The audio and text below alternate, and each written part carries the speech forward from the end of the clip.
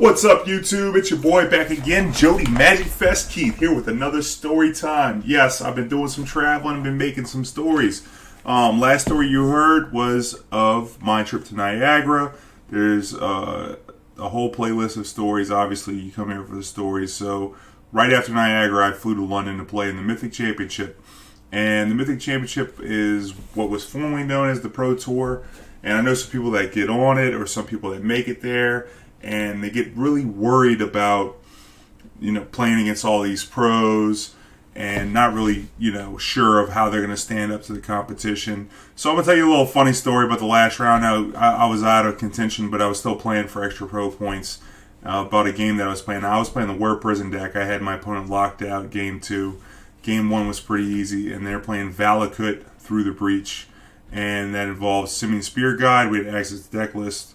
So Chalice of the Void, Simian Spear Guide. Also, they had a Rourke Dar out the sideboard, which was pretty important. And in game 2, I had the game mostly locked out with Bridge. I had Inventor's Fair gaining me life. I was just like, a Rourke Dar would be a big thorn in my side if my opponent ever drew it. So, we talk about a lot of things about playing the game outside the game. A lot of people call it angle shooting and things like that, but me, usually I'm just trying to win a game of Magic. So Chalice checks are okay. I checked with LSV. LSV told me that Chalice checks are okay. So since he said it was okay, I was going to do it regardless. It's okay. So my opponent played a Chalice, and when he was going to cast the Chalice, asked me, how much does Jester Cap cost? Because we had access to the deck list, so they knew that I had the Jester's Cap in my deck. And I had Inventor's Fair with Crucible rolling, I had a Tech Edge rolling. The game was all but locked up. And I said 4. So my opponent played Chalice on 4, and then passed the turn, and I immediately drew a Tezzeret, Agent of Bolas. And as soon as I drew it, I'm like, man, how can I get this to resolve through Chalice? How can I have my opponent miss the Chalice trigger? I'm trying to figure out how I'm going to sell it. So I'm thinking about it real hard, and I'm trying to outwit my opponent at the Mythic Championship. So I was like, all right, well, I can't cast it this turn because there's 2 Valakuts in play. So even if it resolves, it could get gunned down pretty easily. So we'll wait a couple turns, and once I Tech Edge these next couple turns and get rid of these Valakuts, I'll be able to land a Tezzeret. It'll be safe. Now, the turn that I'm going to play it, how am I going to get him to miss it? I know how I'll do it. I'll draw a card. I'll have the Tezzeret at the front of my hand, draw a card to the back of my hand, and immediately slam the Tez and be like, that was a good top deck. Plus, is that good? Is that good? Is that a good top deck or what?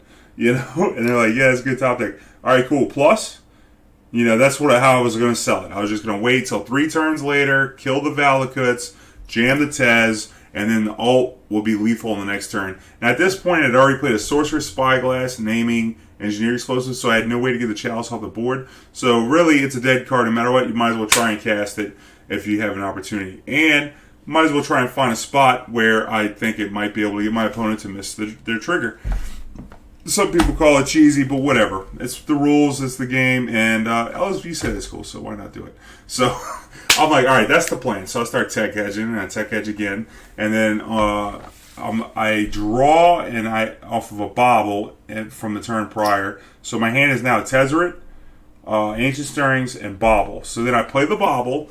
I check the top card of my opponent's deck before Ancient Stirrings, because if it's something that I need a mill and there's an Ibnu Rivulet in the Ancient Stirrings, I want to get something to make my opponent mill the top of their deck. So I go ahead and check them out. They have a Summoner's Pact. The problem with the Summoner's Pact here is that it's going to go get that Rourke Dar that I was worried about. So I'm like, all right, we might have to go for this Tez this turn. How are we going to do it this turn? I was going to wait till next turn to do it, and how are we going to do it? I said, it's going to be a tough sell, because very last turn, on my opponent's last turn, they tapped 4 mana and went to go play a spell, and then they were like, wait, and they started laughing, and I was like, oh yeah, the Chalice, that's right. Put the 4 mana spell back in their hand, never showed it to me, was about to cast it, didn't cast it because of their own Chalice. So I was like, how can I sell this? Okay, here's what we're going to do. So now I know there's a Summoner's Pact, because I can't Chalice check with Rourke Dar in play, because now it's costing me 6 life. Before it was costing me a card that otherwise would do nothing. Now it's going to cost me 6 life, and for sure my opponent's going to get Rourke Dar on the next turn. So I'm like, I got a Spell Scout out there, I got the bridge, I got it all locked up. I'm like, okay, cool. Now that I bobbled, I'm at Ancient Stirrings. And while I'm looking at the 5 cards for Ancient Stirrings, I'm thinking, okay, what am I going to say to get him to miss a thing? What am I going to do whenever I play this Tezzeret, to make my opponent miss a thing? How fast am I going to play it after I do this Ancient Stirrings? Now, obviously, I give my opponent a chance, and I ask him if it's okay, but how am I going to sell this thing? I said, while I'm looking at the 5 cards, I'm not even thinking about what I'm going to take because, there's no Ibn Rivulet. So I'm like, all right, I know what we'll do. We'll take the artifact, we'll play it real quick. Okay, that's good. And then jam, look at what I top decked. Just like that. Look, I can ancient, I'm going to plus it. It's like another Ancient Stirrings. That's cool? Yeah, it's all cool. That's how I'm going to sell it. So sure enough, the artifact I take is a Torpor Orb, which stops creatures' abilities from coming into play. No, they don't trigger. So I go Torpor Orb. He's like, oh, okay. And then I'm like, okay, Tez. I said, we'll get another Ancient Stirrings off this Tez on the plus, if that's cool with you. And then he's like, yeah, that's good. So then I go to grab it, and he's like, wait. And I was like, wait for what? I already played it, I already plussed it. What you talking about? And he's like, oh, man. Looking at a 4-drop in his own hand and just missed out on the trigger. Sold it. So now this Tez is going to hold next turn. So I look at the top 5. I take a card.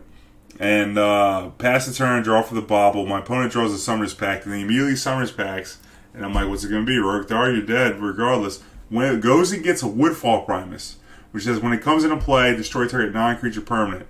Okay, so plays the Woodfall, targets the Tezzeret. And then I'm like, immediately, redirect to Spellskite. Right? And he's like, oh no, it says non-creature, you can't redirect to Spellskite. And I'm like, oh shit. So then I went to go pick up my Tez, I was about to put it in my graveyard, and I was like, wait a minute, I got Torpor Orb in play. No triggered abilities. And so we both missed a bunch. He missed the Chalice, I missed the non-creature part, and we both missed the Torpor Orb. So I ended up getting to keep my Tezzeret, and he died the next turn. But it was just a funny exchange against 2 pro players playing at the Pro Tour. So never be worried whenever you get any kind of competition in Magic, no matter what you're playing. Don't let that, inhibit the way that you play. Play your game, do your thing. Show them what you got, and give them a little, scrap. I gave them a little goon at the Pro Tour. I got the Chalice check. I did some other plays throughout the day. I felt like I had a good table presence for the event. And I drafted, I went through on my draft, and, Magic's not all about that. We're all playing Magic. It's just a game at the end of the day. So play your game, do it well. If you enjoyed this content, make sure you like, comment, share, subscribe, and hit the notification bell to be alerted when new videos go up. And I would like to hear from you in the comments below about it. Maybe you could tell me a story about a time whenever you felt outmatched but held your ground, And, you get these different situations. You play Magic, and sometimes you feel outclassed, but you make yourself proud.